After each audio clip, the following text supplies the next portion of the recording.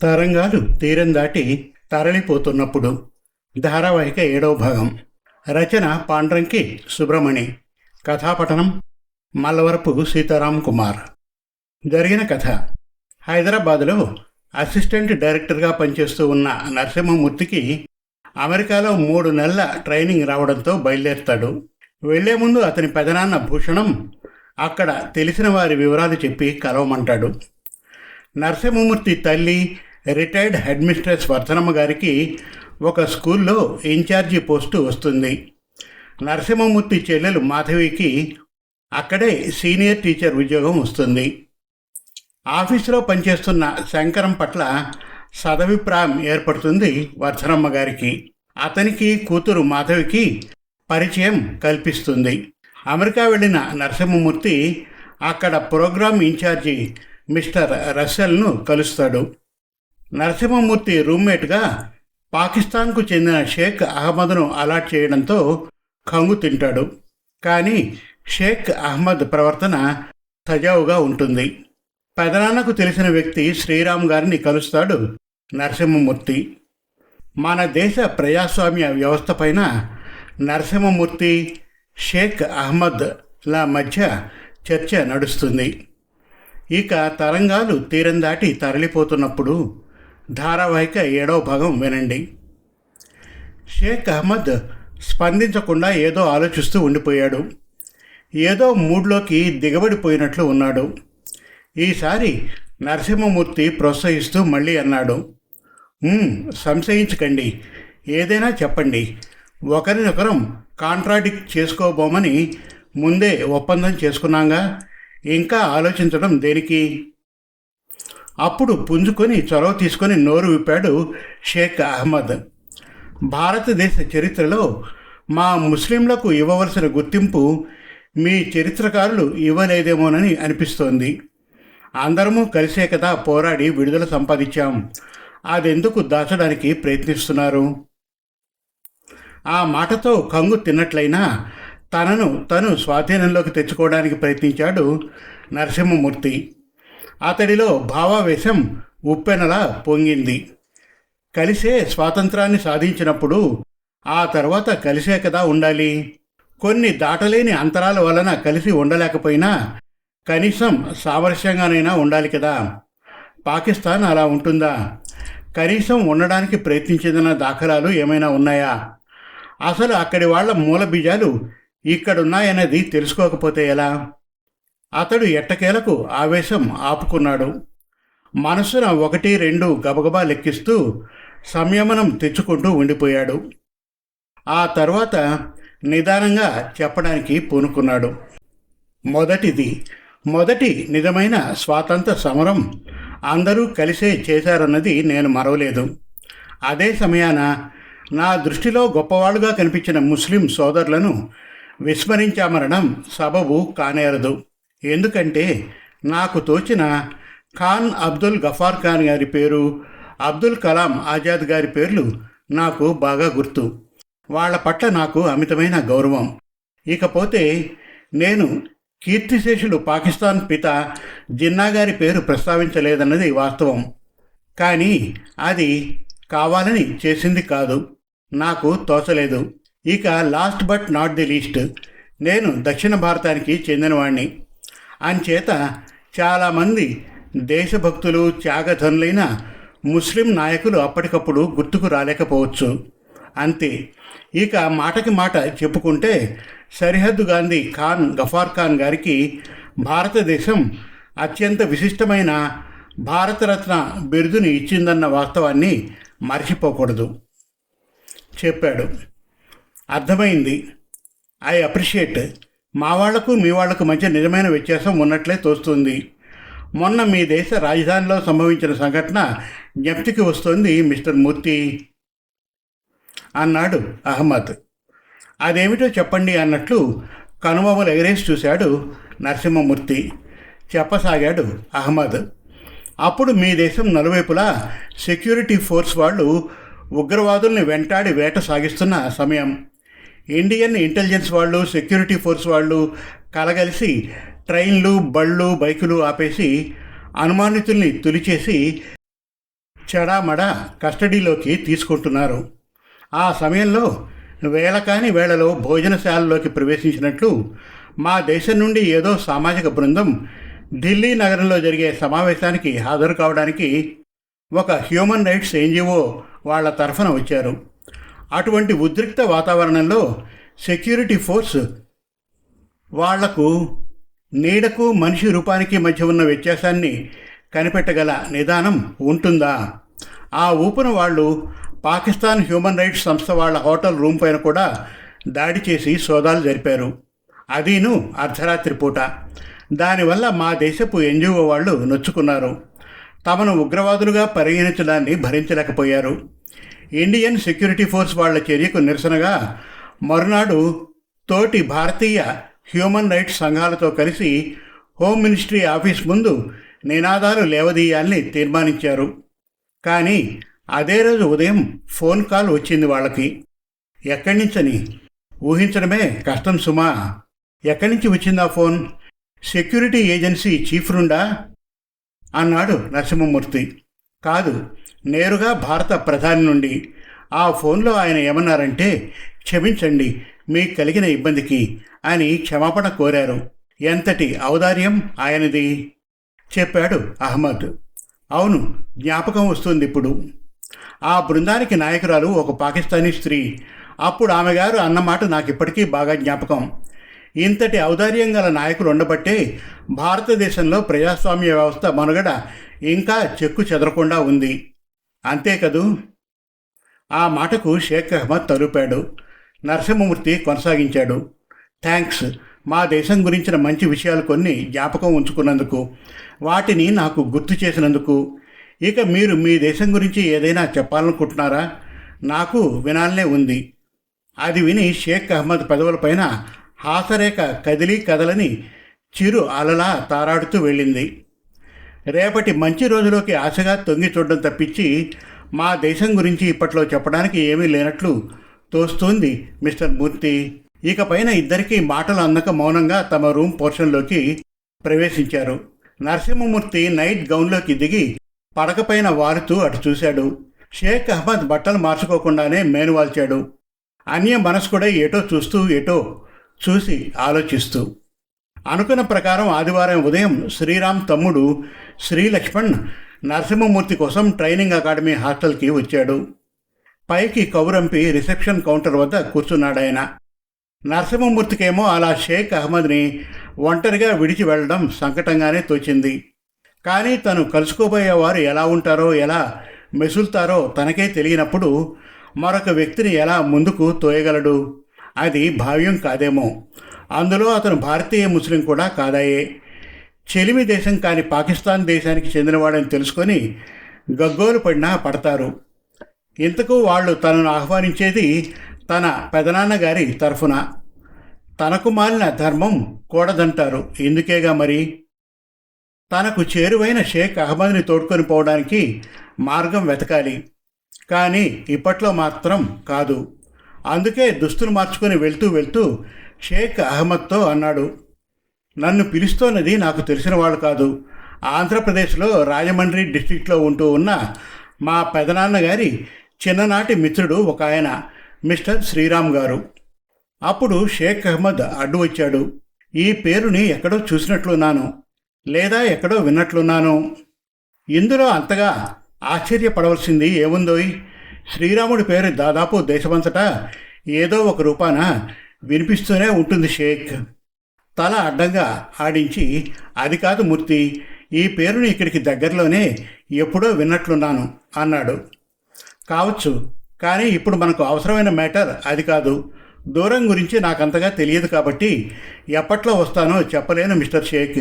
ఈ లోపల మీరొకసారి బంగ్లా క్యాండిడేట్ మిస్టర్ ముస్తాక్ని, ఉత్తర భారతం నుండి వచ్చిన మిస్టర్ మల్హోత్రాను మాటలు కలిపి వస్తే అటు పొద్దుపోతుంది, ఇటు కొత్త విషయాలు కూడా తెలుస్తాయి. ఓకే అంటూ షేక్ అహ్మద్తో చేతులు కలిపి చకచకా మెట్లు దిగి వచ్చి శ్రీలక్ష్మణ్ గారికి నమస్కరించి ఆయనతో పాటు వెళ్ళి కారులో కూర్చున్నాడు. దాదాపు నిర్మానుష్యంగా కనిపిస్తూ ఉన్న రోడ్లమ్మట కారు తోలుతూ శ్రీలక్ష్మణ్ నరసింహమూర్తిని అడిగిన మొదటి ప్రశ్న రాజమండ్రి విశేషాల గురించి చెప్పమని. అది విన్న తర్వాత ఆయన వేసిన మలి ప్రశ్న తన అమ్మ నాన్నల గురించి. ఆయన ఎక్కువగా నరసింహమూర్తి తండ్రి డాక్టర్ నరసింహులు గారి గురించి, ఆయన పనిచేసి రిటైర్ అయిన రాజమండ్రి ప్రభుత్వాసుపత్రి గురించి మరీ మరీ అడిగి తెలుసుకున్నారు. అన్నిటికీ బదులిస్తూనే లోలోన మిక్కిలి అబ్బురపడ్డాడు నరసింహమూర్తి. ఎందుకంటే ఇక్కడి వాళ్ళ కుటుంబంతో సంబంధం ఉన్న ఒకే ఒక వ్యక్తి తన పెదనాన్న భూషణం గారు మాత్రమే. తన ఎరుకలో తతిమా వాళ్ళెవరికి ఇక్కడి వాళ్లతో సంబంధం మాట అటుంచి పరిచయమే లేదు.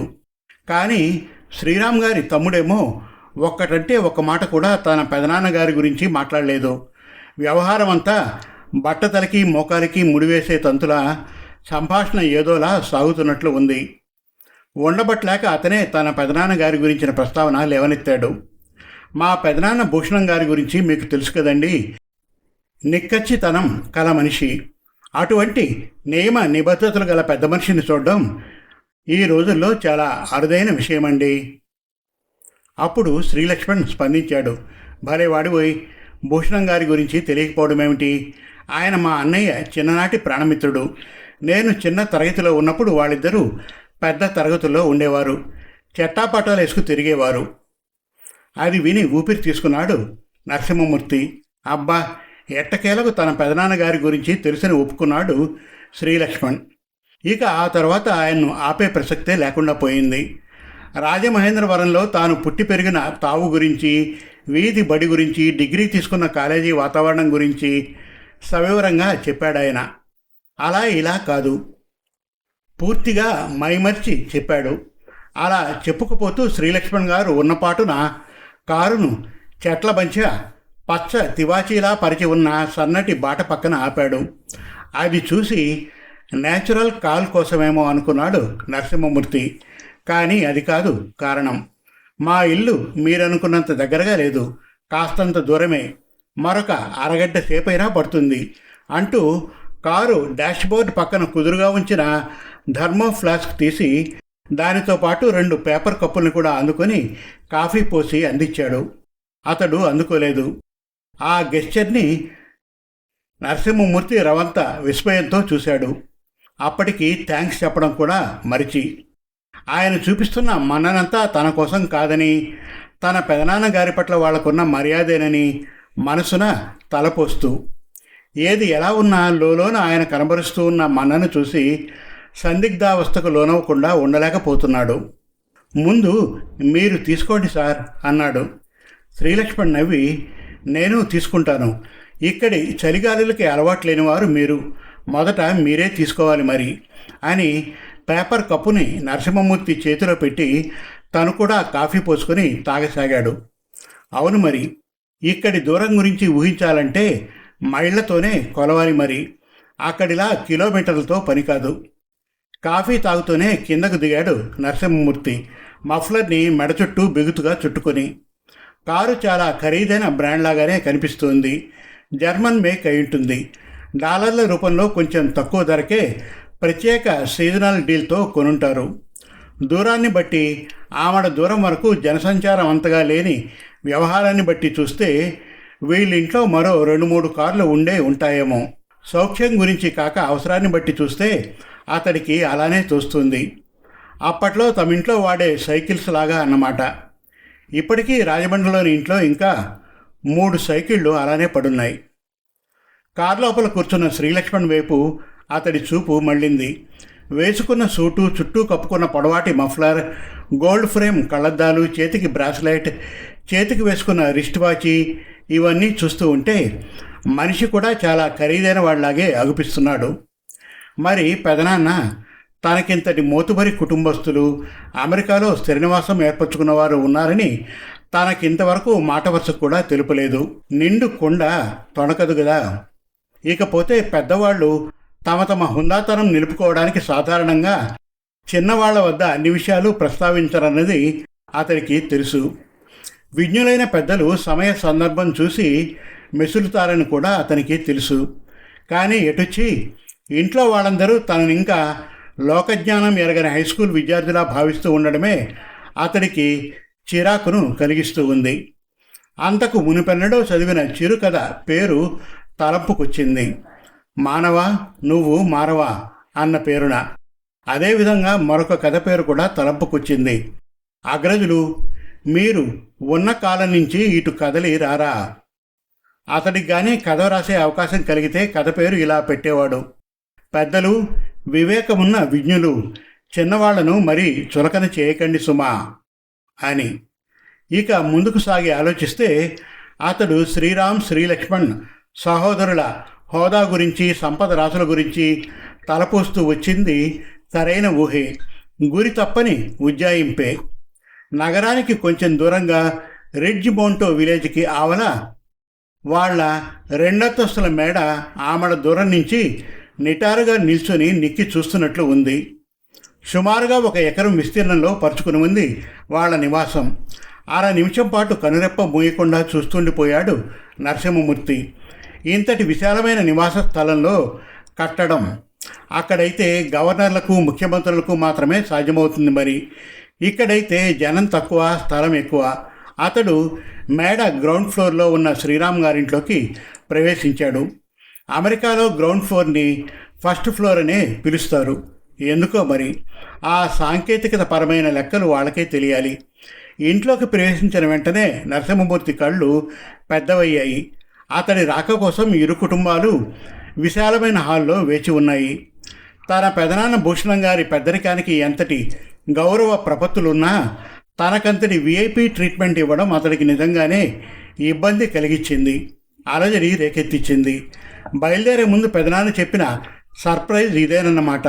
బాగు కానీ అతడి కోసం ఇంకొన్ని సర్ప్రైజులు కాచుకు కూర్చున్నాయన్నది అతడికి ఇంకా తెలీదు. మొదట అతడి దృష్టికి వచ్చింది ఆ ఇంట్లో స్థిరీకరించబడ్డ సమతుల్యమైన శీతోష్ణ స్థితి. బయటలా ఇంట్లో లోపల కూడా శీతలంగా కాకుండా సమశీతోష్ణ స్థితితో హాయిగా ఉపశమనం కలిగించేలా ఉంది. అటువంటి ఆహ్లాదకరమైన వాతావరణం సమకూర్చుకోవడానికి ఆ మేడలో 2-3 ఏసీ ప్లాంట్లు ఉండే తీరుతాయి. పాదాలు వెచ్చదనం కోల్పోకుండా ఉండడానికి ఫ్లోరింగ్ చుట్టూ క్రీమ్ రంగు తివాచి పరచబడి ఉంది. ఇంటి చుట్టూ అల్లంత దూరం వరకు ఫల పుష్పాదులతో విరాజిల్లే పచ్చటి తోట. కనుచూపు ఆనినంత వరకు కళ్ళు విపార్చితే ఆవరంతా పైన్ వృక్ష సముదాయం. సరాసరి కుబేరుడి వనం వరకు విస్తరించినట్లు ఉంది. ఇక్కడ ఉన్నంతసేపు తనకు తిరుగుండదు. మాటకు మాట చెప్పాలంటే ఇటువంటి సమతుల్య ఆహ్లాదకర గృహ వాతావరణంలో తనే కాదు ఇంకెవరైనా హాయిగా నెట్టుకు రాగలరు, చీకు చింత లేకుండా. ఇంట్లోని వాళ్లతో పలకరింపులు, ప్రతి నమస్కారాలు అయిన తర్వాత అతన్నొక సూనృత మనోభావం పారిజాత పుష్పంలా తాకింది. తను తన స్వంత ఇంట్లోకి ప్రవేశించినట్లు ఒక మృదు భావన, తన స్వంత వాళ్ల మధ్య ఉన్నట్లు ఓ మధుర భావన. తన రూమ్మేట్ షేక్ అహ్మద్ తనతో రాలేకపోవడం వల్ల ఎంతటి విలువైనది, మోహనకరమైనది మిస్ అయిపోయాడు. కట్టు బొట్టు, గృహాలంకరణం అంతా తెలుగుతనం, భారతీయ సంస్కృతిమయం. నిశ్శబ్ద నిర్మల తరంగం వంటి ఆ వాతావరణం తను పుట్టి పెరిగిన రాజమహేంద్రవరానికి, ఏటవాలుగా పారే గోదావరి తీరానికి తనని తీసుకెళ్ళిపోయింది. అందరినీ శ్రీరామ్ గారే తన పెద్దరికాన్ని మరిచి శ్రమ తీసుకుని ఇంటిల్లిపాదిని పరిచయం చేశారు. భార్య సుగాత్రమ్మ, తమ్ముడి భార్య వైదేహి, కొడుకు రామ్మోహన్ రాబర్ట్, కూతురు సుజాత, తమ్ముడి కూతురు మోహన. అప్పుడు నరసింహమూర్తిని ఉన్నపాటున నిలువెల్లా ఆకర్షించిన నిండు విగ్రహం మధుర మోహన రూపం సుజాత. నుదుట గుండ్రటి బొట్టు, చక్కటి కాంచీపురం చీరకట్టు, వేణికలా అల్లిన వయ్యారపు జడ, చలాకీతనం ఉట్టిపడుతూ వెండి మబ్బులను తలంపుకు తెచ్చే విశాల నయనాలు, ఇంచుకు కూడా ఎక్కువ కాని నెగనెగలాడే మేనితో, విల్లులా విలాసంగా వంగిన నడుముతో, పొడవికి తగ్గ అంగ సౌష్ఠవంతో అతడికి చూపులు మరల్చుకోవడానికి క్షణాలు పట్టాయి. ఇంతటి చక్కటి ముగ్ధమోహన రూపం, యవ్వన విన్యాసం ఎవరికోసమో, ఈ సుదూర ప్రాంతాన ఎన్నాళ్ల నిరీక్షణమో. ఇంకా నయం, చంద్రుడు ఏమరపాటున అహల్యను చూశాడు. ఇటువంటి అమెరికన్ తెలుగు సుందరాంగిని చూసి ఉంటే ఏమైపోయేవాడో. శాపాలపైన శాపాలు పెట్టినా ఖాతరు చేయకుండా ఏకంగా చంద్రలోకానికే ఎత్తుకుపోయేవాడేమో. రోహిణి వద్ద ముట్టికాయలు తినేవాడేమో. ఇంకా ఉంది. తరంగాలు తీరం దాటి తరలిపోతున్నప్పుడు ధారావాహిక 8వ భాగం త్వరలో. మరిన్ని చక్కటి కథల కోసం, కవితల కోసం, వెబ్ సిరీస్ కోసం మనతెలుగుకథలు.com విజిట్ చేయండి. Thank you.